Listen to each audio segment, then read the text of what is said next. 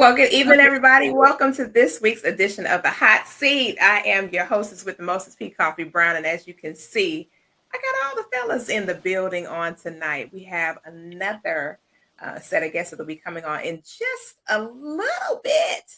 But before we do, go ahead and spread this wealth on your platforms. Let your friends, neighbors, and relatives know that we are live and we get ready to get popping with this conversation on tonight. Does submission come with conditions?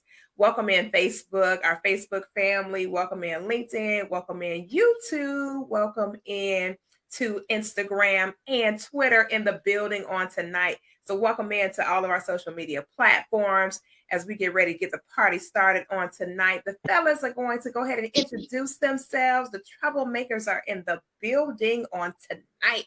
So fellas, let's get the introductions out of the way and get this party started.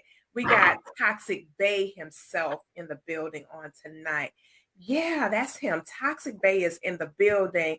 So go ahead and holler at these folks tonight. Taylor, tell them what's good. What's going on, everybody? My name is Taylor Made Speaks. I'm a relationship toxic expert where I deal with people that are in toxic relationships and I help men and women come back to self-love. So if you have any toxicity in your situation, I'm the person to contact.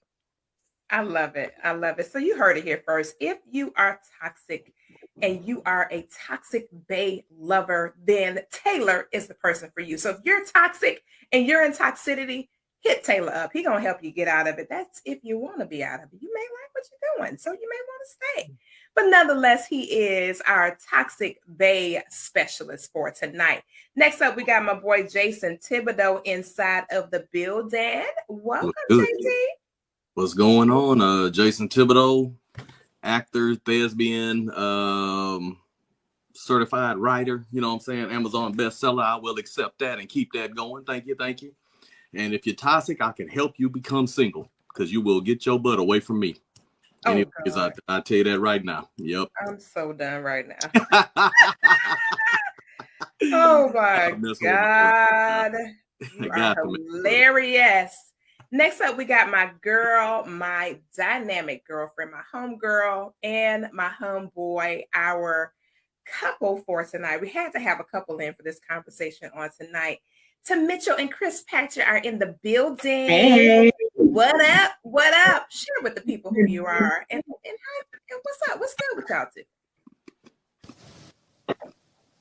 Everything's good. Just hanging out. Still trying to get the new business popping, the apparel line. That's about it. Mm-hmm. And whatnot. They rocking the apparel line, y'all. Just wait and see. I got my t-shirt. Last time we had a segment, I had my t-shirt on, representing for the team and the crew and everything. Who all gonna be over there? What's up? You know what I'm saying? I wore the school too. They was like, where you get that t-shirt? So who all gonna be there? That's all I want to know. It's a brown folks thing. No doubt. Hey, Charles. Hello. What's going on? Nothing much. Had to get the technical difficulty out the way. All is well. I was wondering what was going on with your technical stuff over there. You got everything together now, Charles? Yes, it's well. Okay, I don't need to call nobody.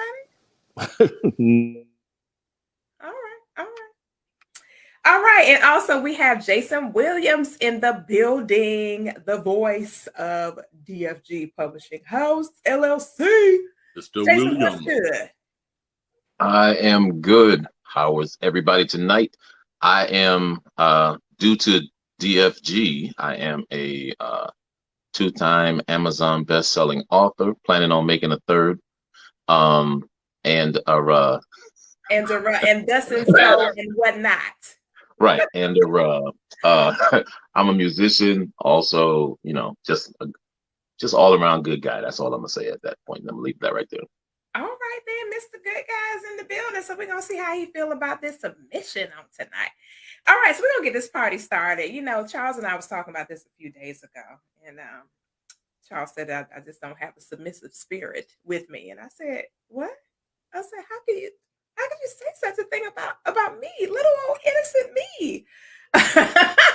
But no, we seriously had a conversation about this. I actually was listening to somebody not long ago, and they were talking about a relationship, and the lady started throwing out all these conditions, like if he does this, if he does that, if this is this and this that, is she gonna do this, is she gonna do that?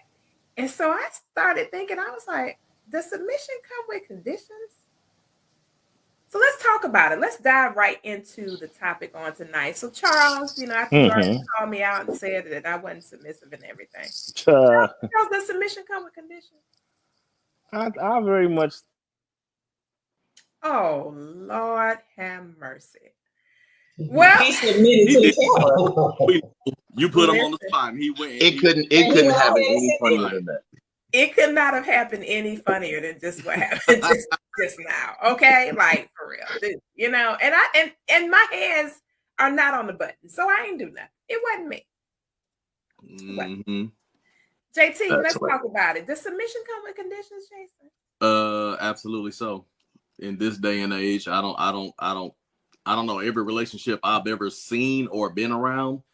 The people that I've talked to, it seemed like that answer would be yes. But why? Yeah, I don't know. Most of the people I spoke to were young ladies, and about relationships and kind of how they felt about some things, and it always seemed as if there was conditions to pretty much everything. So that might be something that you or to Mitchell has to answer. Jason Williams, what's your thoughts on that? Mm-hmm. I tend to agree with JT. In this day and age, submission for the mindset of the people that we have out there in this world, it is definitely conditional. Should it be? Not at all. But is it? Most definitely. And I think it's on both sides, because I believe everybody, I think we've gotten into contractual relationships instead of just really being, letting people be who they are and live as who they are. We go into relationships with predispositions on what is a wife supposed to be, what a husband's supposed to be. Mm-hmm. And sometimes they're not even vocalized. So with doing that, you've already set yourself up to be, well, if you don't do this and if you don't do that, I can't do my end of the deal. When your end of the deal shouldn't matter what I do or don't do, and vice versa. If you love me, submit to me, I submit to you. And as long as I'm submitted to you and you submitted to me, we should be good. But in 2022, yeah, everybody got people's papers out. Everybody's got an unofficial prenup. I'll say it like that. Right. So Charles Dixon, you kind of made it seem like, I took you off when you got ready to talk. Yeah, you heard me. You pushed the button and said back room eject. I know, I saw it, but anyway. You know what, No, Charles? no, really, what I was going to say, I'll cut necessary. it short. I'll cut to the point.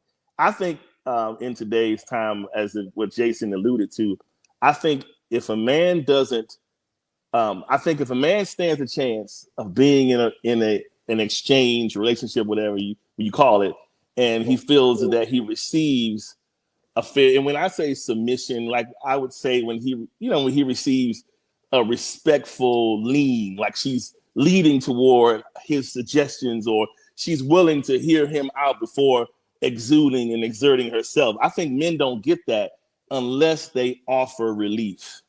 If you offer a woman some sort of relief, she'll be more inclined to submit. If you're not giving her any relief, meaning you're not them pockets not looking a certain way, you're not delivering a certain sort of what do you call it? If you're not keeping her a certain way, or she's not seeing you really throw your keep around the house in a certain way where you kind of managing things, then that's typically when in this society where you'll get that reverse. I ain't listening to what boy bye, that whole thing. It's a whole different thing. And men don't get what it seemed like they used to get it. That's like a lost art today. Hey, Charles has spoken. Let's raise for offering. Yeah. But you know what? We're gonna come back to this. Oh my this idea after we get through. I want to hear from Mitchell and Chris. We have to have a couple in the building tonight to kind of offset the confusion in the men's ministry. You know what I'm saying? So as soon as he says something, he's gonna be in trouble. That's it. Ladies first. I'm not gonna be in trouble. No, I actually agree with like what everybody is saying because it is no longer submission anymore. I believe that submission, it does come with conditions. I mean, we're not talking about extremities like abuse or anything like that. But when we're talking about just in general, I'll go with what Charles said is that it tells you that where there's no vision, the people are going to perish. And I believe that falls in line when a man does not have a vision, a direction, or what have you. It may be very difficult to submit to something like that. You know what I mean? But I agree that, but also on the flip side, men have to submit too. And sometimes that ego gets in the way and they don't want to submit. Prime example, this is so funny today. Oh my God. I asked Chris to turn. Oh, Lord, a real live No, it was very small. It was very small. I asked him to turn it. I was like, turn the closet light off. You always leave it on. She talked to me, turn the closet light Just off. blink twice if you're in trouble. Turn it off.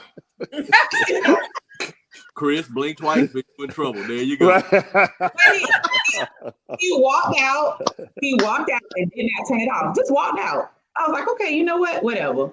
But then maybe 2 seconds later, he came back and turned it off. I don't know what happened in between then. I don't know if he forgot something in the room or whatever. But little things like that are acts of submission. Like if you're, that's how I feel. And that is lost, like you said, because it's tit for tat now. Like you ain't doing this for me, I ain't doing this for you. You know what I mean? Well, okay. So listen, you didn't ask me to turn the light off. So I walked out the room and I didn't turn the light off, but I walked back in the room because I was like, I forgot my phone and I'm gonna turn this light off real quick. So I forgot his phone. That's basically right.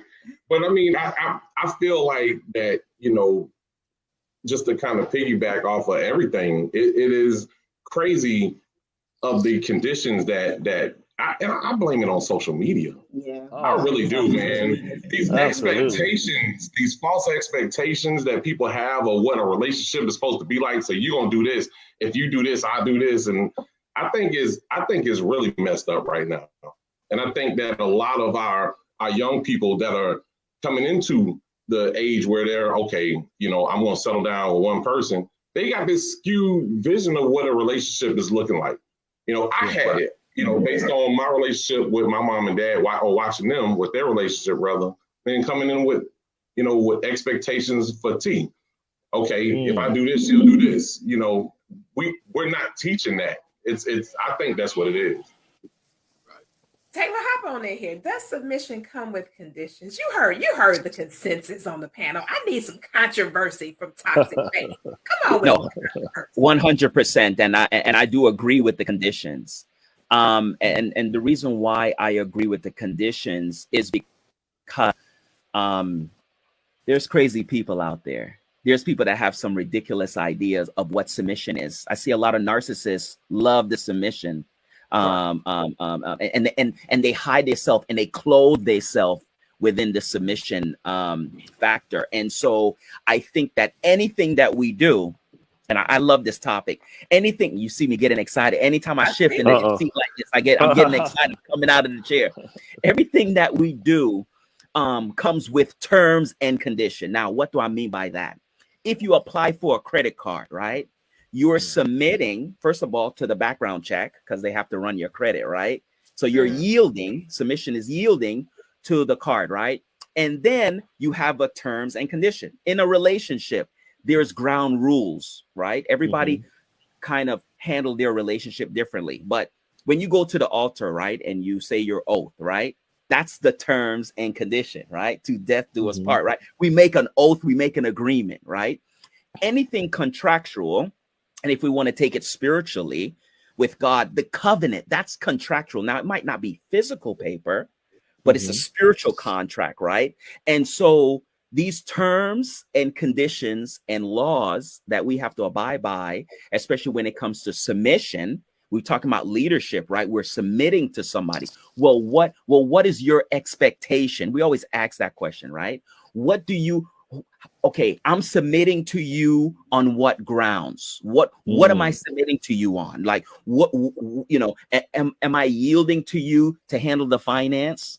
Right. And then what does that look like? Right. You always have that conversation, or we supposed to have that conversation. So I think conditions 100% needs to be put in place, just like barriers, just like guidelines, just like goals, just like morals, like all these conversations need to have. So I love the condition part when it comes to submission.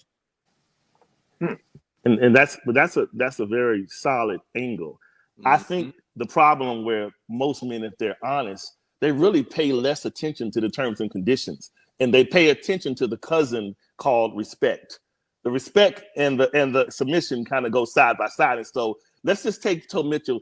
I'm not trying to pick on you guys. Just use an example. Yes, when you notice, okay, think about it. No, think about it. You got to understand, we already live in a world where men are fighting for all they have. You got to understand that nowadays you're looking at movies where it looks like you see a woman beating up a man, like, you know, a dude 300 pounds, she's body slamming him. So the whole narrative. Charles, where you seeing that at? What movie is that? Hey, if you look at most of these movies now and how you see how they're infiltrating the woman as the muscle, it's different. And so it's happening in society. And so men are like, listen, I don't need to be like Fred Flintstone and grab you by the head and do all these things. I just want you to allow me to be me. Don't take that from me, right? Let me be me. And so in that, nowadays, it's like, you know, and to Mitchell, she didn't mean any harm at all. She was just saying, can you, she was like, do this. But see, in man's psyche, it's like, hold up now, I'm not your little girl. She's telling me to go over there and do this like that. And so it's all about the delivery. And so if she had said, sweetheart, baby, could you please do that? He'd be like, oh, all right. But because she did that, he had to give her a little bit of drama and come back out and go back in. You know, make it a little hard for her. No, I'm teasing. No, I'm teasing. But I'm saying in most cases, it's the delivery. In most cases, all men are looking for, just as women, are just a respectful delivery, both sides.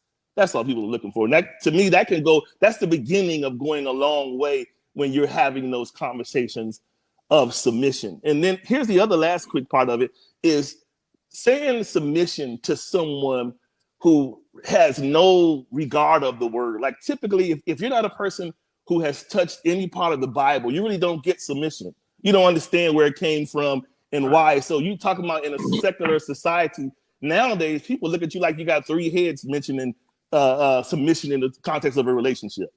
You know what I'm saying? They don't get it. You know what I'm saying? So it's different. Can I speak to conditions? Please go ahead, Jason. I'm going to be submissive right now.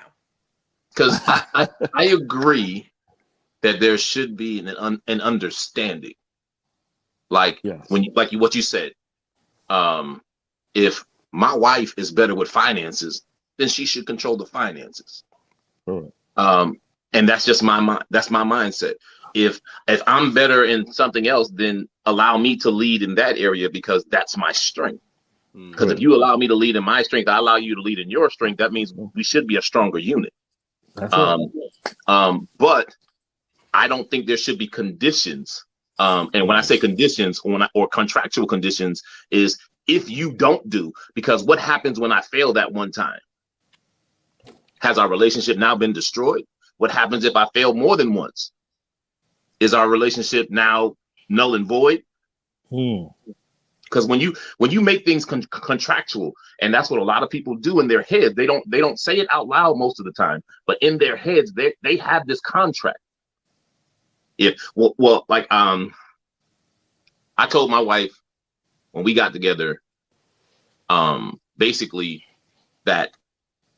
Well, I'll say it like this: she said something to me, and she got it corrected by someone else, but it was an older woman that told her that.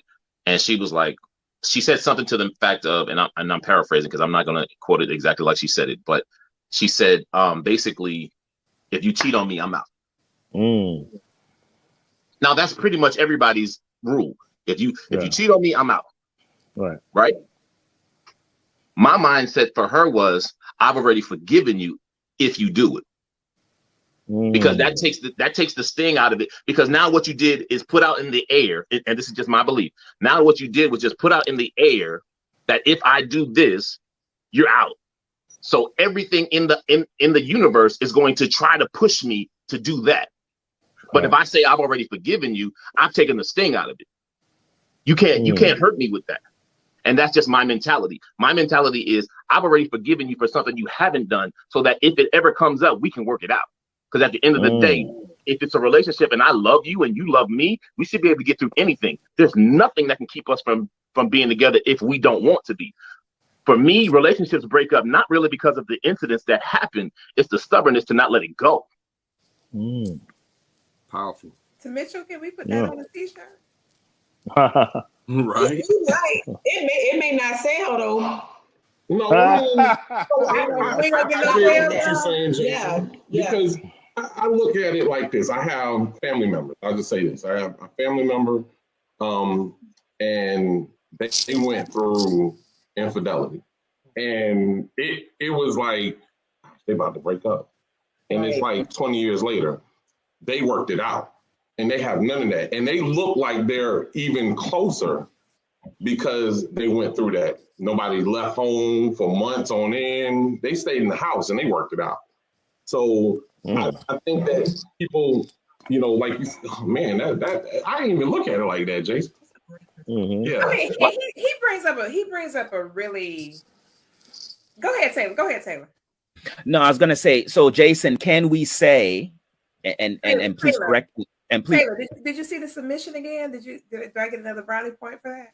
Oh my gosh. You did. You did. She did yield.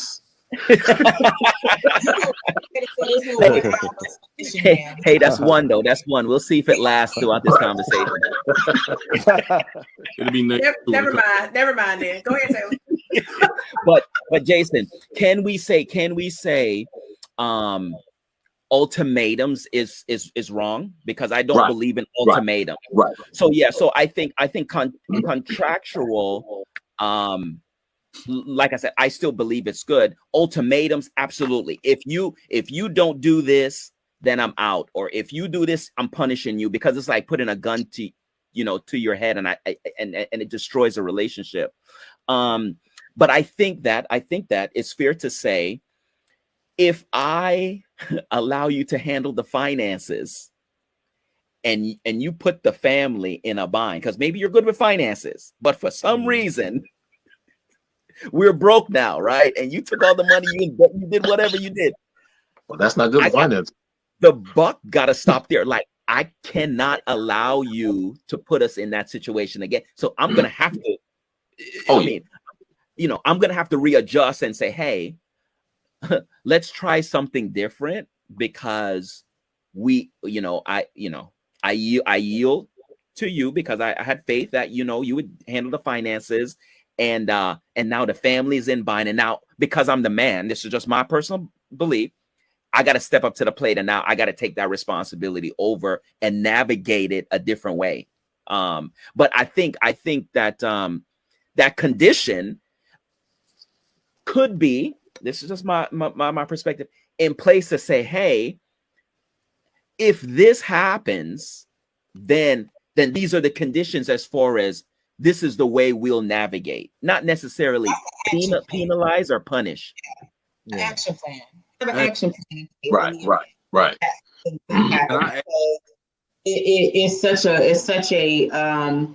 It's too broad. It's like boiling the ocean, saying I'm just gonna leave or whatever when this happens. But you do have to kind of pivot and navigate. You pivot and navigate, because one thing that is going to change is life, and we get that. I mean, the transition, this age that we're in now, we got elderly parents, we got kids that's going crazy. We got a dog that just died. It's a lot of different things that are happening. And so the question is, how are you still going to stay submissive without letting the anger of or sadness or whatever overflow into your personal relationship? Because that gets misconstrued too. Because it's like, dang, you messed up the finances again. Now you pissed. You don't want to talk. So there's so many different factors that go with those conditions. And like Jason said, well, what if I mess up more than one time? How do we navigate that? And I think it's important to have the action in place on what you're going to do. And then I think it's important as to how the man sees that potential shift in the submission about the money. Let's just say if I'm thinking, if it's myself and I'm married and I was like, dang, baby, I made a snafu this time. I'm sorry about that. Can y'all hear me? I made a snafu this time with the money. And if she was like, oh, you know what? I'm going to do the thing this month. I got it because I ain't playing with you. So I'll laugh. I'll be like, well, you go ahead and pay him then. So it all depends on if you're like taking it so sensitively that you feel like it's coming against your manhood. Now, here's the other thing. If you're ear hustling and you catch her on the phone with her sister or her girlfriend, he's like, you know what? Tell him, man, I'm so good. He is horrible with the money. I'm going to do this because you know what? I ain't got time for him. I'm sick of this thing now. You tearing your husband down. That's where the respect issue is like, you know what? You don't even have respect for me, let alone you kind of like forgiving the fact that I got some issues with the money, but you don't got to tear me down like that. So I think it's kind of how he receives it as to how offended he'll get by it. I agree with that. Right, because you don't want to emasculate. That's the one thing that you don't want to emasculate. And I'm sorry, Jason, go ahead. Sorry. No. I was just going to say there was another thing, and I don't know if I was the only one that heard it, that I picked up that Jason said, because he used the example of, if you cheat on me, then I'm gone. And a lot of people say that if you mess with the finances, a lot of times, especially in marriage, the other person is gone. I mean, that's the two main things, cheating, and finances in a marriage. Something else I picked up that he said, I've already forgiven you. Because he said that if you're and what I heard was that, basically what it is that you're looking for is looking for you. We hear that in business a lot. And what I heard was, if you go looking for certain things, you're destined to find it. So if you're trying to catch me doing something so that you have an out or a reason to leave, you'll find it. You're going to find it. Same finances, same thing with turning the light off in the closet or whatever the case may be. Some people, no, and I'm not picking at you or anything else. Right. I was just using that as an example. And for the people out there in the world, I know all these guys, so I'm gonna mess with them as well. But I mean, if you coming in with a loaded gun already, right? Yeah. You got a loaded gun, and you walking into a situation, you bound to shoot. You know what I'm saying? Wow. You're looking for. Wow. Just something to think about. That was just something else I heard that Jason was saying when he said that, hey, look, I've already forgiven you because life. It could happen. We're not hoping for it, not going for it or anything else. But it could happen. Based on everything. Okay, go ahead, Chris. Go ahead. How you submit to conditions you don't even know about, though? Exactly. Right. Cool. And I heard that earlier. I think you have a lot of that going on. Yeah. You know what I'm saying? Yeah. People in relationships all the time and don't talk. They don't lay out conditions. They don't talk about the conditions until stuff starts to hit the fan. Then it's all of a sudden, why you do that? You should have known that bothered me. I can't read your mind, baby. What the hell are you talking about? You know what I'm saying? Right. Yeah.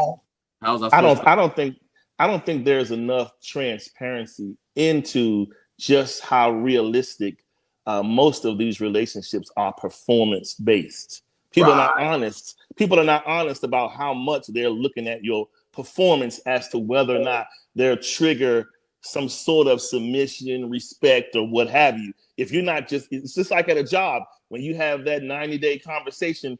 Yeah, well, we see some improvement, but we're going to need to see this, or we're going to put you on a performance improvement plan. And that means we're watching you because we might X you. So it's kind of like that in relationships. People are sort of like, yeah, okay, but I got my eye on you because you kind of missing the mark here and there as a husband, as a spouse, as a fiance, man, whatever you call it, or vice versa. So that's kind of like something that's really happening today. Based on what everybody has said so far, as it pertains to submission, are we relationally doomed? Because it sounds as though, based on where we are in the conversation, that we're looking at it from a perspective that we're damning our ability to be able to have a high functioning, healthy relationship. I don't know who it was earlier that mentioned about social. Oh, Chris, I think mentioned Yeah. earlier about social media being one of the huge catalysts of us kind of stepping away from the idea of yielding, if you will, because submission just means yielding. The idea of yielding into somebody else's leadership or authority, as though, social media, we've allowed social media to have power over our personal ability to make healthy relationship decisions. I agree. Music. Agreed. Hey, it ain't Well, I tricky. think honestly that people can definitely have a fruitful relationship, but you just have to recognize that whoever your spouse is, let them be them. Let you, and they have to let you be you. I think when we had that conversation months ago about what does the perfect spouse look like, and I think I said it then that there's really no such thing as a perfect spouse. The perfect spouse to anybody is someone that's willing to adapt. Because there's always going to be change. The one thing that's constant in a relationship, the one thing that's constant is in life is change. And if we're not able to adapt to the changes that happen in life, the changes that happen in our spouses, in our relationships, then you're doomed to fail. The reality is you have to be adaptable, even in your relationships. You can't say, oh, well, we started like this, we should end like this. Nah, baby, that ain't gonna happen. I mean, it sounds good, but it's not realistic. But you know what? I'll be very transparent. I was guilty of that because I'm like, well, this is not how it was, started out, da da da. And then I think what you said, Jason, about the fact that you have to let somebody be themselves. My husband is has some quirky stuff. Like he's very talkative, communicative, friendly. He can be over the top sometimes. Sometimes it's not my personality, but I had to. When you don't let people be themselves, they start being resentful and then they don't want to submit to you. So it kind of goes into I already kind of don't, you won't even let me be who I am. So why do I have to listen to you? So that it kind of rolls in one. Like you have to really give this person room to be able to adapt and be able to, not so much as change for you, be the core of who they are, but be able to, like you said, adapt to who you are. And I think that's such a great point. I think it's like tug of war in the beginning, because two people come together with their own ideals and just like total separate upbringings and all. When now you are married and you're trying to wiggle your way around, and I kind of look at it like the Greco style wrestling, how they try to get position. And I think nowadays that a lot of ladies are like really headstrong. Like I'm not saying that they shouldn't be. I'm just saying like they have had a strength all this long time. They raise families. Mothers have been matriarchs of the whole family, but it's like now it's like you got women punching people in the face and trying, like, I don't know what that. But when do you turn that off? Yeah. When do you turn that survival mode off? And that's another problem that we have with women submitted, because we've been in survival mode for so long. And by the time we do get to a relationship, we're still in survival mode. So there's no balance there. So that's a whole nother. It's more like a tug of war. Yeah, but see that goes hand in hand with submission though, because as some women, and I'm not gonna say all, as some women are leaders in their community, they're leaders at work, they lead the children. When it comes to the spouse, they have to learn how to say, let me turn that off. It should be an equal base, but sometimes it gets lost in translation because of the fact that I do this all the time. So it's a part of who I am. And if you can't turn it off, then what you've done is you've isolated your man, because he's like, look, I'm not your child and you're not going to keep talking to me like I'm a child, or I'm not your employee. You're not going to talk to me like I'm your employee. And like we said earlier, it'll cause people to isolate themselves from you, because then I was like, look, you know what? I don't even like talking to you. Yeah. But those kind of behaviors though, Jason, don't you think that behavior would manifest long before you say I do? It doesn't just pop up after a wedding. Yeah, but guess what? You walked into the perfect segue. This is why I was going to say. Thank you, Charles. A lot of people will. The problem is we're not even considering how less we respect the person before we wed to them. Because see, we think people can get married, and if I'm the more aggressive person, whether it's the female or the male, I can convince you to buy into my system. That way, you're going to defer to me. I got this. Don't worry. Whether it's the woman or the man, I'm going to, instead of us saying, I'm going to accept you as a business partner and what you bring, and just accept me what I bring, and let's work together. We're taking the union on, but putting the other person immediately in the full Nelson, and we're controlling the narrative.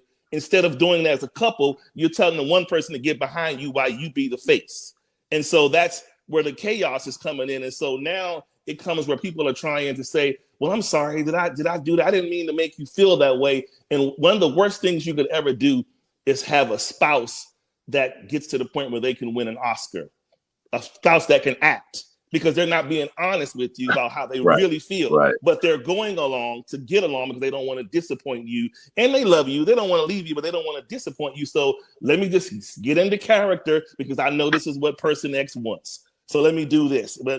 And then when they're away from the person, they have some of the most egregious conversations about them to their friends and to their family about how they detest and resent the person because the person is not allowing them to be them. You know what I'm saying? And we already know once you say I do, about every relationship, but there are some change. I got a friend that's been married for about 20 years, and after he said I do, I think I've seen that Negro 3 times out of his house. Outside going to his house to hang out there. Right. So yeah. Are you guys suggesting that dating is deceitful? Is that what we're suggesting? Oh, absolutely. Everybody puts their best foot forward. Who's going to show you the bad side? Me. Yeah. Who's going to come out and be like, you know what? I don't clean up after myself. You're going to have to do it when you come to the house. Right. No. It would be great if it was like that, though. Yeah. I mean, it would, but it's in the world of psychology, Taylor. They always say that a lot of what we suggest happened after marriage. There was an indication of sorts, of course, prior to, and we just decided for whatever reason, maybe not to pay attention. Maybe the eggplant was magnificent. I don't know. I mean, oh my goodness. Yeah. Or maybe, she was a magic microphone person. I don't know. But for some reason, we allege that, this wasn't this didn't happen and doing it. Where I kind of want you to kind of tell me, Taylor, because you toxic babe. This is what you do for a living. You're a toxic base. Come on, Taylor. Come on. So Taylor, is psychologists, are they just inaccurate in that this is happening prior and we're just not seeing it? Or are people just flipping switches and just turning from, Dr. Jekyll, Mr. Hyde kind of syndrome going on? Yeah, I think we're living in a time where people are desperate, and that's in all ranges. Women are. Look, I know y'all gonna come for me, but it's okay because we're gonna speak the truth on this platform. Okay. You got it. Go ahead. Come on with it. You have women that are desperate. You have men that are desperate. Yeah. And for whatever reason, right? So you have some women that are desperate to get married before a certain age. Right. So we have that factor. Right. And then we have some men that are desperate because maybe their finance is not up to par. Right. But they see a woman that, she has her house and she has her stuff going on and he could kind of leech off of her. Right. I mean, there's people out there like that, too. Yeah. So I think there's a scarcity mindset that's going on. I also think that everybody have their beliefs, right? From a biblical standpoint, spiritual, for their morals or just their tradition, right? Well, I'm glad that there is terms and conditions in place because there's a thing called an annulment after 6 months of marriage. Okay. And so that's in certain areas, but go ahead, Taylor. Yeah, 100%. So my thing is this, right? You do your research prior. Okay. There are some people that are deceitful, right? Mhm. And then if anything changes after, there's always a room for escape. I know some of y'all don't believe in divorce or don't believe in leaving the person or what have you. Yeah. Right. But if you felt like you're deceived, because like I said, there's people that pretend, there's people that are affectionate before the marriage come on, or there's people that is doing all of this before the baby comes, right? Because there's women Right. that do change after they get their child, right? That plays another factor too, right? So there's different things that happen. Like I said, I'm not saying women is the only one that do this. Men do the same thing too. But there's always a room for escape. I always believe that, right? And so when you start seeing these changes and these patterns, of course, you have that conversation. Should you have had that conversation before? Absolutely. Can a person play the game for 2 years? 100%. For 3 years, for 4 years. There are professionals out there, right? And so and there's another thing going on where I'm from, where this is they impregnate men for they use men to impregnate them for a living, right? Correct. And live off of the government. That's a whole nother situation, right? Where that pretending is happening, that they're really into you and they're really not. They just want to get the baby and then they're gonna cut you, right? Benefits. 100%, and use that as a stepping stone. There's a lot of things that's going on in this picture right here that we're talking about, right? And so, like I said, that conversation needs to be had. They need to know where you stand, right? Now, yes, when it comes to cheating, I'm glad you said that, Jason. You know, I never was a type of person that I can dictate how I'm going to act in those type of situations, right? I think it's unfair to say, if you do this, then I'm going to do that, because it's easy to look from the outside in, right? And I'm sure that our couple that's on here probably had looked at some stuff from the outside in, and once now they're married, oh, it's a whole different ball game, right? You ain't just gonna pick up and leave. So I think you have to look at the whole situation, and then make the determination, right? So there's a lot of toxic people out there, but I think that because of the time we're living in, and people are leveraging off of each other for whatever reason, finance, for just security, for a baby, and they're pretending to be this person who they're really not. And let me just say this, and I'm gonna stop right there. This whole facade thing, the whole makeup and the hair and all that stuff, I need to see that before any ring goes on any finger. Like You better all believe that, it, especially nowadays. Pull it That off. stuff is some witchcraft. all that stuff. And let me say this, ladies. Let me say this. It's not only for, Get Charles started, look, Taylor. look, Come hold on, up. It's not only for the women too. Look, Look, men have the same thing too. Yeah. They They doing it now. They doing it. Toupees and all kinds of Yeah. stuff. I was like this before. So you know, just make sure you know who you're dealing with.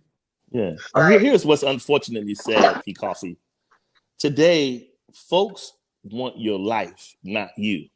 And so what the thing is, people are so selfish that they will sacrifice enough of themselves to adapt while they're finessing using you, but will not sacrifice to love you. That's the sad part.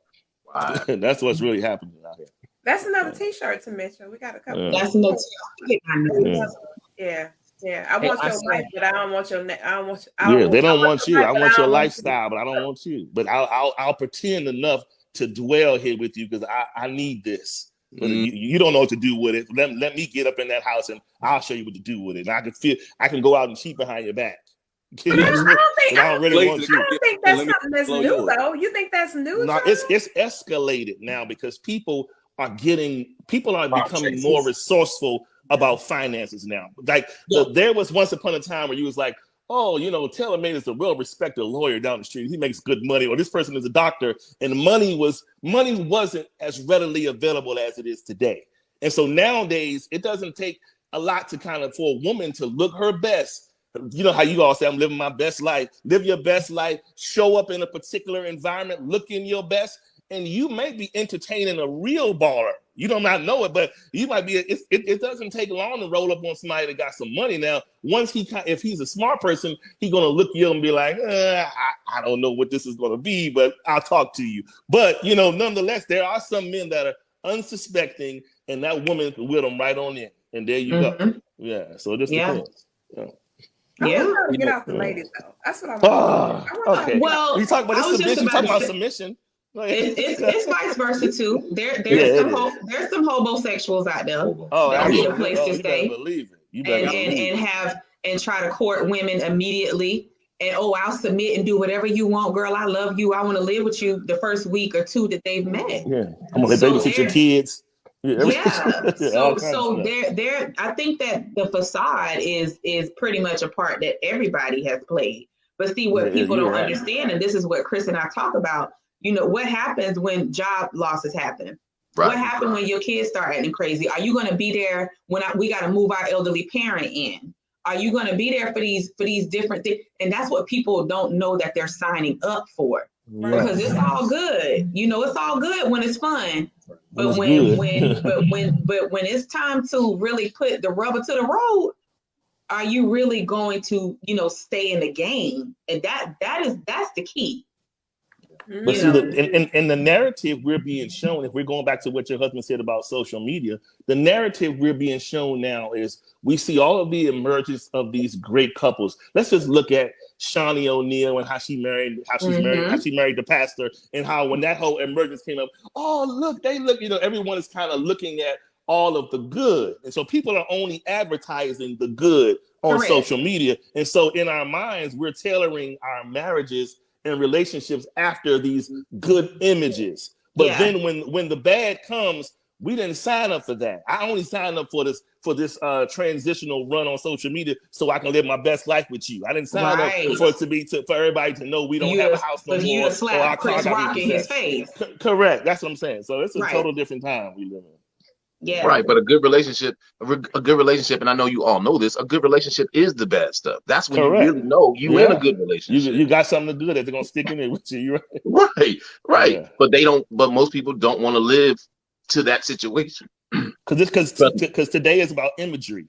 Today is all about the looks. Yeah, that's it. Right. Yeah. Yeah, he can't stand that. Oh my goodness. That's it. If you really I was telling one. I'm sorry. Go ahead. Oh, I'm sorry. If you really want to know why most relationships fail, is because as adults, we find it okay to go to work and submit, and then we want to come home and raise hell as if we don't have a job to do once we get home as well. You got a job to do. We are, yes. That's something. That's the most conditions. Wow. Wife had this conversation. When you go to work, you go to work. You just said you said a mouthful. You just said a mouthful. You said a mouthful because at the end of the day, let's just keep it 100% real. When we're working with any organization, I mean, this goes honestly. I say this to people all the time. Your client and your customer is your employer. I don't care if you have a company. I don't care what it is. Your client is those are your employers. Period. True. And if you don't submit to them and respond to them according to what they're requiring of you, your whole livelihood is on the line. And it's so interesting that, and I want Taylor to kind of tap into this, because Taylor kind of alluded to this before we came on, but he did. I was been sitting here all night for 49 minutes waiting on him to say something about this, but he ain't said nothing. But Jason Thibodeau opened up the door for it, so we want Taylor to go on and walk through it. Come on. This issue with submission, though, when you really think about it, why is it that we give other outside forces that much power over us, but then the inside force that we have to be with every single day, and that has to deal with us on every single level of our human experience, they don't get the same kind of response?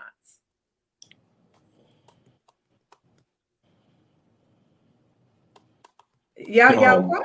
I feel I like got this. that scripture said that said, "Let all the earth be silent." I So mean, we, I so thought we're you talking said about I cheating. thought We're you talking said you about wanted cheating. Taylor to walk through there. oh, I was waiting on Oh, Taylor. Taylor over here. Oh, okay. I You was waiting like, Go on? ahead, Taylor, man. oh, I was gonna chime Chris, in. Chris walked Taylor, through the once door you first, started, so let I'm Taylor like, go Yeah, first. man.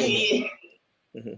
No, I think that you know, it's one of those things where um oh man, we show respect to everything else besides the person that is next to us, right? The person that we provide an oath to, or the person that we promise to be there by their side, right? So like you said, yeah, we go to our jobs and we worship that narcissist manager that you have, or let me not say narcissist, that a toxic manager, you know, Right. that you have. So you get up, you go to work early, you do everything that you're supposed to do to complete that project, but the project that's sitting next to you in your bedroom that wants to be fed, you know, you don't have time to do that project, right?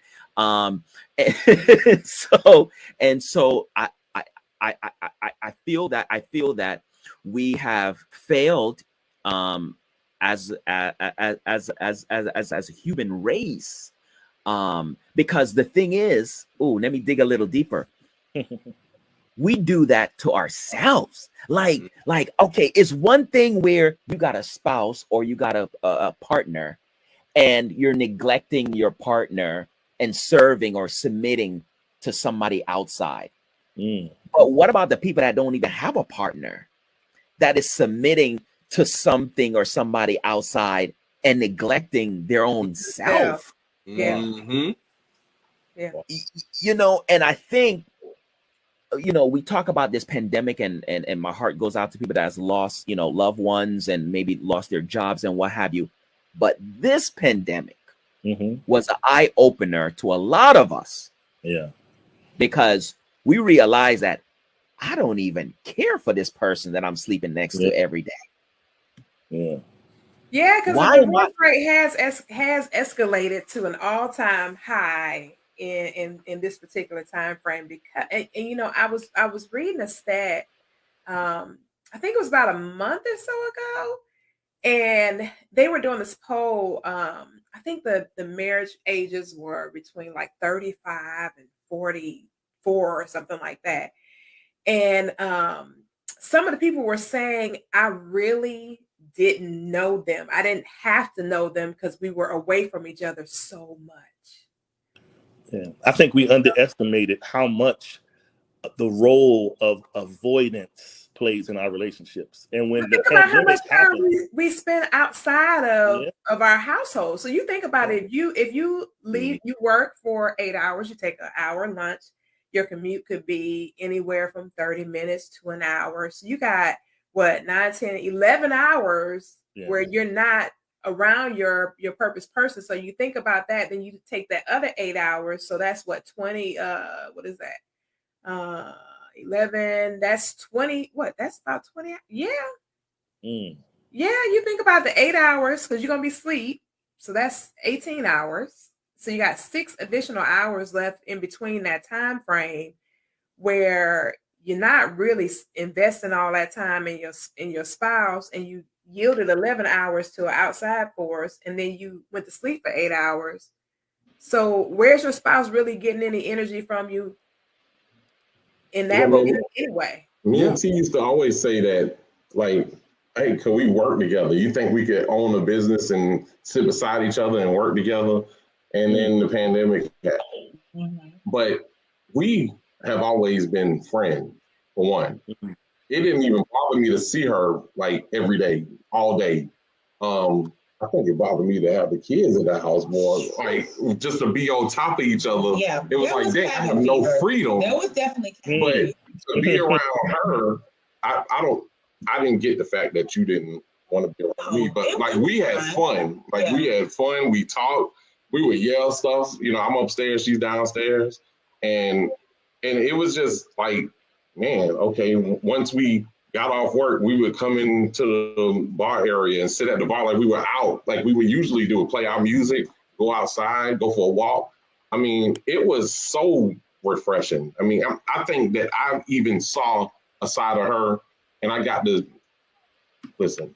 I seen things and like, dang, she way more attractive than she was before, you know. So I mean, it opened my eyes to some things about her that I was like, I didn't get to see on a daily basis, through those hours that we were missing while we were at work. Yeah. It forces you to be creative, and I think the thing is that it goes back to the fact that you're not around each other, so you have the opportunity to miss your spouse. And it's like, okay, cool, let's talk about our day. But when you in each other's face all day, there's no element of surprise anymore. You know what I mean? It's not like, babe, let me tell you what happened at work today. You know, it's none of that. Right. And I think that's what tore up a lot of people, is because, again, they didn't have that friendship foundation.